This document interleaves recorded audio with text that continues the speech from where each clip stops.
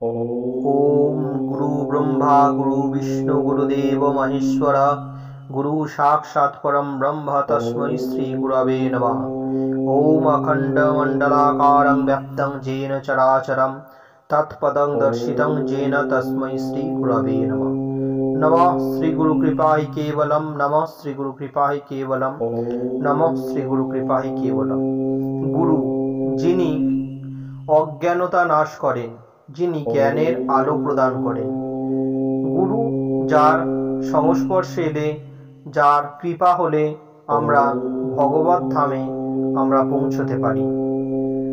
গুরু যিনি অজ্ঞানতাকে নাশ করেন, যিনি আলোর দিশা দেখান, সেই গুরু শিক্ষা গুরু হোক কিংবা আধ্যাত্মিক পথের গুরু, পিতামাতা হোক কিংবা কোনো কিছু সমাজ সেবার গুরু, গুরুদেব সর্বদা শিষ্যের মঙ্গল কামনা করেন।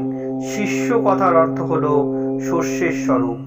সেই শস্য থেকেই বীজ তৈরি হয়, সেই বীজ থেকেই আবার গাছ হয়, সেই গাছ ফলে ফুলে পরিপূর্ণ হয়ে ওঠে। এই শস্যকে গাছে রূপান্তরিত করে সেই গাছকে ফুলে ফলে পরিপূর্ণ করার দায়িত্ব থাকে গুরুর ওপর, যার কৃপায় জীবনের সমস্ত অজ্ঞানতা নাশ হয়। নমস্কার, তীর্থবার্তা চ্যানেলের পক্ষ থেকে আপনাদের সকলকে জানাই আমাদের চ্যানেলে অনেক অনেক স্বাগত। আশা করি ঈশ্বরের কৃপায় আপনারা সকলে খুব ভালো আছেন, সুস্থ আছেন, আনন্দে আছেন, হাসি খুশি আছেন। আজকে আমরা আলোচনা করতে চলেছি গুরু পূর্ণিমাকে কেন্দ্র করে। গুরু পূর্ণিমা তিথিতে কোন কাজগুলি করা উচিত, গুরু পূর্ণিমা তিথি আমরা সঠিক নিয়ম জেনে নেব। গুরু পূর্ণিমা তিথিতে কোন কাজগুলি করলে গুরুর কৃপা আমরা জীবনে লাভ করব এবং কোন কাজগুলি গুরু পূর্ণিমাতে কখনোই করা উচিত নয়, এবং গুরু পূর্ণিমা তিথির পূর্ণাঙ্গ সময়সূচি। আপনারা সোশ্যাল মিডিয়ায় অনেক ভিডিওই দেখেছেন বা অনেক ভিডিওই দেখেন শাস্ত্র সম্বন্ধে, সনাতন হিন্দু ধর্মের নানান পুজো পার্বণ, নানান তিথি সংক্রান্তীয় নানান রকম ভিডিও আপনারা দেখেন। অবশ্যই দেখবেন, শাস্ত্র সম্বন্ধীয় ভিডিও দেখা খুবই গুরুত্বপূর্ণ আমাদের সনাতন ধর্ম মতে। শাস্ত্রকে জানা আমাদের সকলেরই খুব প্রয়োজন। অনেকেই আমরা এখনকার দৈনন্দিন কাজের ব্যস্ততার জন্য আমরা শাস্ত্র পড়তে পারি না বা জানতে পারি না। আমরা সেই সমস্ত শাস্ত্রের কথা, সেই সমস্ত শাস্ত্রের বিধি আপনাদের সামনে তুলে ধরার চেষ্টা করি। আমরা ফোনের মাধ্যমে সময় কাটাই বেশি, কিন্তু কখনোই একটু শাস্ত্র বই আমরা পড়তে পারি না। তাই যে সমস্ত ভক্তিপ্রাণ মানুষরা রয়েছেন, আমরা এই সোশ্যাল মিডিয়ার মাধ্যমে শাস্ত্র জ্ঞান বা সনাতন ধর্মের জ্ঞানকে আমরা ছড়িয়ে দিতে চাই। প্রতিটা মানুষ যেন জানতে পারে শাস্ত্রে কি বর্ণিত আছে, কি লেখা আছে। শাস্ত্র মতে গুরু পূর্ণিমা তিথিতে কোন কাজগুলো করা উচিত, কোন কাজগুলি করলে আমরা গুরু কৃপা লাভ করব, আমাদের ইষ্টের কৃপা আমরা লাভ করব। আপনাদের সকলের কাছে একান্ত অনুরোধ করব, দয়া করে আজকের ভিডিওটি আপনারা সম্পূর্ণ দেখুন, স্কিপ না করে। আজকের আলোচনা যদি আপনাদের ভালো লাগে অবশ্যই আজকের ভিডিওতে একটি লাইক করবেন, কমেন্ট করে লিখবেন জয় গুরু। ভিডিওটি শেয়ার করে দেবেন আরো ভক্তদের মধ্যে, যাতে ভিডিওটি আরো ভক্তরা দেখতে পারে। আর আমাদের এই তীর্থবার্তা চ্যানেলে যদি আপনি এখনো একজন হয়ে থাকেন, অবশ্যই চ্যানেলটিকে সাবস্ক্রাইব করে অল নোটিফিকেশনে ক্লিক করে আমাদের পাশে থাকবেন, সাথে থাকবেন সনাতন হিন্দু ধর্মের বহু জানা ও অজানা কাহিনী দেখার জন্য ও জানার জন্য। তাহলে চলুন আজকের আলোচনা শুরু করা যাক। আষাঢ় মাসের পূর্ণিমাকে ব্যাস পূর্ণিমা বা গুরু পূর্ণিমা বলা হয়। আমাদের সনাতন হিন্দু ধর্মের একটি গুরুত্বপূর্ণ ধর্মগ্রন্থ হলো মহাভারত। এই মহাভারত গ্রন্থ রচনা করেছিলেন মহর্ষি বেদব্যাস। এই মহর্ষি বেদব্যাসের জন্মতিথি হলো এই আষাঢ় মাসের শুক্লপক্ষের পূর্ণিমা তিথি। এই তিথিতে ব্যাসদেব জন্মগ্রহণ করেছিলেন বলে তাই এই পূর্ণিমার অপর নাম ব্যাস পূর্ণিমা। এই পূর্ণিমাতে গুরু পূর্ণিমা হিসেবে পালিত হয় সনাতন শাস্ত্রে। এই গুরু পূর্ণিমা তিথিতে আধ্যাত্মিক গুরুর শরণাপন্ন হতে হয়। এই আধ্যাত্মিক গুরু এবং এই দিন গুরুদেবের সংস্পর্শে আসা প্রতিটা শিষ্যের অত্যন্ত কর্তব্য। এই দিন গুরুদেবের শিষ্যত্ব গ্রহণ করতে হয় এবং গুরুর প্রয়োজনীয় সামগ্রী যাবতীয় শিষ্যদের সেগুলো গুরুদেবকে দিতে হয়। যদি গুরুদেবের কোনো ঔষধ লাগে বা গুরুদেবের কোনো প্রয়োজনীয় সামগ্রী লাগে, খাদ্য লাগে, বস্ত্র লাগে, তাহলে শিষ্যের কর্তব্য এই দিনে গুরুদেবের সমস্ত যাবতীয় প্রয়োজনকে পরিপূর্ণ করা।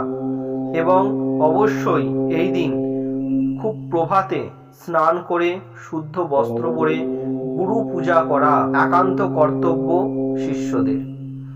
গুরু পূজার জন্য অবশ্যই সাদা ফুল বা শ্বেত ফুল আপনাদের ব্যবহার করতে হবে। গুরু পূজায় কখনো লাল ফুল চলে না, তাই গুরু পূজায় সর্বদা সাদা ফুল ব্যবহার করতে হবে। গুরুদেবের পায়ে পুষ্প অর্পণ করে গুরুদেবের পা জল দিয়ে গুরুদেবের চরণে সাদা পুষ্প আপনাকে অর্পণ করতে হবে। এবং অবশ্যই গুরুর প্রণাম মন্ত্র বলে গুরুকে প্রণাম করতে হবে। গুরু ব্রহ্মা গুরু বিষ্ণু গুরুদেব মহেশ্বর গুরু সাক্ষাৎ পরম ব্রহ্ম তস্मै শ্রী গুরবে নমঃ। এরপর আপনার যথাসাধ্য উপাচার, ফল, মিষ্টান্ন, যৎকিঞ্চিৎ দক্ষিণা গুরুদেবের হাতে দিতে হবে। যদি আপনার সামর্থ্য থাকে অবশ্যই গুরুদেবকে একটি বস্ত্র আপনি দিতে পারেন। এই গুরু পূর্ণিমা তিথিতে যাদের দীক্ষা গ্রহণ হয়ে গেছে তারা কখনোই অন্ন গ্রহণ করতে পারবেন না। যাদের দীক্ষা গ্রহণ হয়ে গেছে তারা গুরুদেবের বাড়িতে গিয়ে গুরুদেবের পূজা অর্চনা করে গুরুদেবকে আপনার যথাসাধ্য জিনিস আপনি গুরুদেবকে দান করার পর সেদিন কিন্তু আপনি অন্ন গ্রহণ করতে পারবেন না। লুচি, তরকারি, মিষ্টান্ন ইত্যাদি খাদ্যদ্রব্য আপনারা খেতেই পারে, কিন্তু কখনোই অন্ন গ্রহণ সেই দিন করা যাবে না। এই গুরু পূর্ণিমা তিথিতে আপনার ইষ্ট দেবতা, আপনার যে মন্ত্রে দীক্ষা, আপনার হতেই পারে শিব মন্ত্র, কৃষ্ণ মন্ত্র, হতে যে কোনো মন্ত্রে আপনার দীক্ষা, সেই মন্ত্রে দেবতাকে অর্থাৎ আপনার ইষ্ট দেবতাকে আপনাকে কিন্তু সেই দিন পূজা করতে হবে। মনে রাখবেন গুরু পরম্পরা থাকে, গুরুদেবের উপরে যিনি গুরু থাকেন তিনি হলেন পরম গুরু। সেই পরম গুরুর নামেও কিন্তু আপনাকে এই গুরু পূর্ণিমার দিন পুষ্পাঞ্জলি দিতে হবে। পরম গুরুর যিনি গুরুদেব থাকেন তিনি হলেন পরাপর গুরু। সেই পরাপর গুরুর নামেও কিন্তু আপনাকে এই গুরু পূর্ণিমা তিথিতে অঞ্জলি দিতে হবে। পরাপর গুরুর ঊর্ধ্বে যিনি থাকেন তিনি হলেন পরমেষ্ঠী গুরু। এই পরমেষ্ঠী গুরুর নামেও কিন্তু আপনাকে অঞ্জলি দিতে হবে। জানি এত গুরুপংক্তি বা পরম গুরু, পরাপর গুরু, পরমেষ্ঠী গুরু তারা হয়তো অনেকেই জীবিত নেই সশরীরে, তাই তাম্র পাত্রের ওপর গঙ্গার জল দিয়ে তার ওপর সাদা পুষ্প পরম গুরবে নমঃ, পরাপর গুরবে নমঃ, পরমেষ্ঠী গুরবে নমঃ বলে পুষ্পাঞ্জলি দিতে হবে। এরপর গুরু গৃহে গিয়ে গুরুর অর্চনা করতে হবে। এবার যদি গুরুদেবের শরীর না থাকে অর্থাৎ গুরুদেব যদি জীবিত না হন তাহলে অবশ্যই গুরুদেবকে সিংহাসনে বসিয়ে সেখানে একটি সাদা কাপড়, শুদ্ধ কাপড় পেতে তাতে গঙ্গার জল ছিটিয়ে গুরুদেবের ছবি বসিয়ে সেখানে ফুল, মালা, চন্দন দিয়ে সাজিয়ে ধূপ প্রদীপ সামনে জেলে গুরুদেবের যাবতীয় সামগ্রী, তিনি যা খেতে পছন্দ করতেন সমস্ত কিছু সামগ্রী গুরুর ছবির সামনে অর্পণ করতে হবে। এবং গুরুদেবকে মনে মনে স্মরণ করতে হবে, আমি আপনার শ্রীচরণে আপনার প্রিয় নৈবেদ্য অর্পণ করেছি, আপনি দয়া করে এই অধমের হাতে সেবা গ্রহণ করুন। এবং গুরুদেবের কাছে প্রার্থনা করতে হবে এবং গুরুদেবকে অবশ্যই সাদা ফুল দিয়ে পুষ্পাঞ্জলি দিতে হবে। এসো সচন্দন শ্বেত পুষ্পাঞ্জলি নমঃ শ্রী গুরবে নমঃ। এই মন্ত্রে 3 বার অঞ্জলি দেওয়ার পর আপনি প্রার্থনা করবেন বা গুরু বন্দনা করবেন, গুরু ব্রহ্মা গুরু বিষ্ণু গুরুদেব মহেশ্বর গুরু সাক্ষাৎ পরম ব্রহ্ম তস্मै শ্রী গুরবে নমঃ। এই যে গুরু শ্লোকটি, এই গুরু শ্লোকটি আপনারা অবশ্যই পাঠ করবেন। এরপর গুরুদেবের কাছে আপনার যাবতীয় আধ্যাত্মিক পথে উন্নতির বাসনা, আপনার যাবতীয় মনস্কামনা আপনি নিবেদন করবেন। এই গুরু পূর্ণিমা তিথিতে অনেকেই বাড়িতে সত্যনারায়ণ পূজার আয়োজন করে থাকেন। অবশ্যই ভগবান বিষ্ণুর পুজো করা এই দিন অত্যন্ত শুভ বলে মনে করা হয়। এইটি একটি সনাতন শাস্ত্রে জাগ্রত পূর্ণিমা, গুরু পূর্ণিমা তিথি। এই পূর্ণিমাতে অবশ্যই বাড়িতে সত্যনারায়ণ বা ভগবান বিষ্ণুর অর্চনা বা দেবাদিদেব মহাদেব শিবের অভিষেক করা অত্যন্ত শুভ বলে মানা হয়।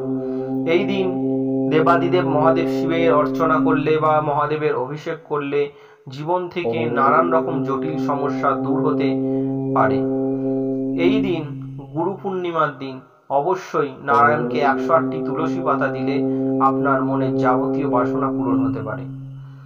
এবার আমরা জেনে নেব আষাঢ় মাসের গুরু পূর্ণিমা তিথি কখন পড়েছে, কখন ছাড়ছে। আষাঢ় মাস 2025 আষাঢ় মাসে গুরু পূর্ণিমা তিথি পড়ছে 24শে আষাঢ় বুধবার 9ই জুলাই রাত্রি 1:19 গুরু পূর্ণিমা ছাড়ছে 25শে আষাঢ় বৃহস্পতিবার 10ই জুলাই রাত্রি 2:02 অর্থাৎ যেহেতু সূর্য সিদ্ধান্ত মতে গুরু পূর্ণিমা তিথি পালিত হয়, কখনোই রাত্রিবেলা গুরু পূর্ণিমা পালিত হয় না। 10ই জুলাই কিন্তু গুরু পূর্ণিমা তিথি পালিত হবে। তাই এই বৃহস্পতিবার দিন কিন্তু পূর্ণিমা থাকার কারণে দেবী শ্রীলক্ষ্মী মাতা লক্ষ্মীর কিন্তু পূজার একটি বিশেষ তিথি। অবশ্যই এই বৃহস্পতিবার দিন পূর্ণিমা তিথিতে বাড়িতে গৃহলক্ষ্মীর বন্দনা করুন। গৃহলক্ষ্মীর বন্দনা ঠিক এমনভাবে করুন যাতে চিরতরে আপনার অর্থ কষ্ট, আপনার দুর্ভাগ্য চিরতরে আপনাকে ছেড়ে চলে যায়। কিভাবে করবেন তা জানতে হলে অবশ্যই আমাদের পরের ভিডিও আসছে, সেই ভিডিও অবশ্যই আপনাকে দেখতে হবে। নমস্কার, এই ছিল আজকে আমাদের গুরু পূর্ণিমাকে কেন্দ্র করে আলোচনা। আশা করি আজকের আলোচনা আপনাদের সকলের খুব ভালো লাগবে। আজকের আলোচনা যদি ভালো লাগে অবশ্যই আজকের ভিডিওতে একটি লাইক করবেন।